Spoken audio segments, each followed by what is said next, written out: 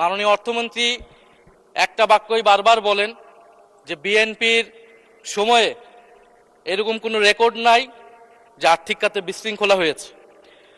উনি কিছুক্ষণ আগে অস্বীকার করলেন যে বাংলাদেশ ব্যাংকের গভর্নর একটা রাজনৈতিক নিয়োগ, তাদের দলের নির্বাচন কমিটির সদস্য, এবং তিনি এটা অস্বীকার করলেন। আমি মাননীয় স্পিকার টিআইবির একটা তথ্য আপনাদেরকে দিচ্ছি।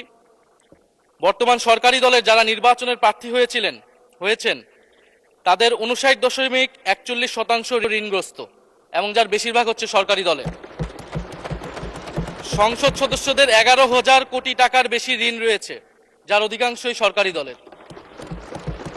এদের অধিকাংশই ঋণ খেলাপি ছিলেন, নির্বাচনের আগে কিছু টাকা ঋণ দিয়ে পুনঃতফসিল করে নিয়েছেন। এবং বর্তমান যে বাংলাদেশ ব্যাংকের গভর্নর, তার স্পেশালিটিটা কি? তার স্পেশালিটি হচ্ছে এই ঋণ পুনঃতফসিল করা, এটাতে তিনি এক্সপার্ট। ফলে তাকে বাংলাদেশ ব্যাংকের গভর্নর কেন দেওয়া হয়েছে এটা খুব পরিষ্কার মাননীয় স্পিকার। এই যে হাজার হাজার কোটি টাকার ঋণ, সেই ঋণগুলো যাতে ঋণ পুনঃতফসিল করতে পারে সেই সুযোগ সুবিধাটা করে দেওয়ার জন্যই বাংলাদেশের ইতিহাসে প্রথমবারের মতো একজন ব্যবসায়ীকে বাংলাদেশ ব্যাংকের গভর্নর দেওয়া হয়েছে। ফলে জাতির সামনে এই জিনিসগুলো পরিষ্কার হয়েছে।